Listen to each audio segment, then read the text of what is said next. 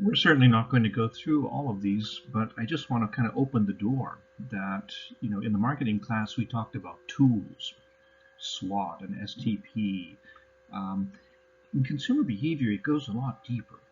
And there are a lot of fields which are kind of crossing over the fringes of each other. So our theories originally seem to have come mainly from economics, and I complain about that because it's too rational. And then we start to get behavioral economics and behavioral finance, and these are really kind of encroaching, overlapping on consumer behavior and regular market research, basically realizing that the underlying assumptions of rational behavior very often are not true. But let's see, planning fallacy talks about how we tend to underestimate how long it's going to take to do something, or we overestimate. So we say, oh, yeah, sure, I can complete that by Friday. And then, oh, you can't. It just seems to be human nature, but anyway, that's the name for it.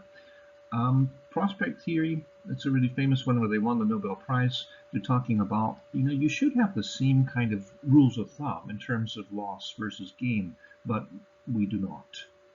The disposition effect, I actually wrote a paper on this about people investing in the stock market. It's a similar concept, but they're saying basically people tend to get rid of a winner too soon and they hang on to a loser for too long. But they should actually follow the same rules, but they don't.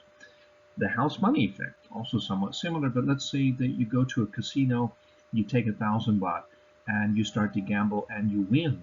And now you're much more risk taking because it's not your money, it's the house money. And so actually it's your money, but the way you think about it in your mind is like, hey, I have nothing to lose because it's not my money, it's the house money. And so you behave more risky. The house money effect. And bid rent theory, I'll talk about it again another day because it's just really interesting and it's really old.